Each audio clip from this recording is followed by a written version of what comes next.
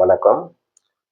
வழிபோக்கன் சாமி Gurusamy YouTube channel வாயிலாக உங்களுக்கு நேபாளில் இருக்கக்கூடிய குப்தேஸ்வரி கோயிலை பற்றி இந்த காணொலியில் நாங்கள் உங்கள் முன்னாடி காட்சிப்படுத்த போகிறோம். இந்த கோயில் பார்த்தீங்கன்னா நேபாளில் காட்மாண்டு தலைநகரத்தில் இருக்கக்கூடிய சக்தி பீடங்களில் ஒரு கோயிலாக இது அமைஞ்சிருக்கு. அம்பாளுடைய 51 சக்தி பீடங்களை பற்றி நீங்கள் கேள்விப்பட்டிருப்பீங்க.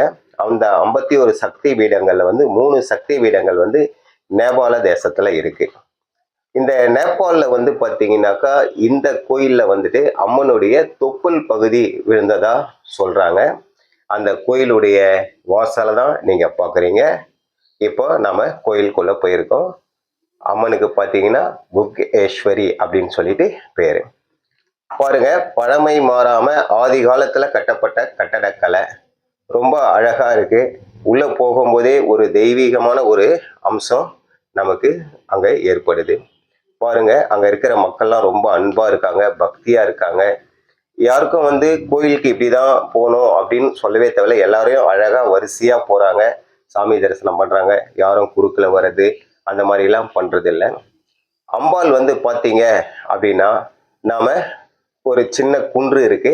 அந்த குன்றுல ஒரு 2க்கு 2 ஒரு வட்ட வடிவில் ஒரு சுயம்புவான ஒரு தொப்புள் பகுதி அந்த இடத்துல இருக்கு. அந்த தொப்புள் பகுதியை பார்க்கறதுக்கு நம்ம தொப்புள் மாதிரியே தான் இருக்கு.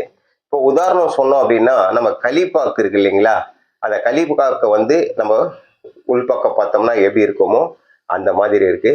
ரொம்ப அழகான கோயில். அந்த காட்மாண்டு நகரத்துல இவ்வளோ அமைதியான ஒரு பகுதியில இந்த கோயில் இருக்கிறது ரொம்ப ஆச்சரியமா இருக்கு.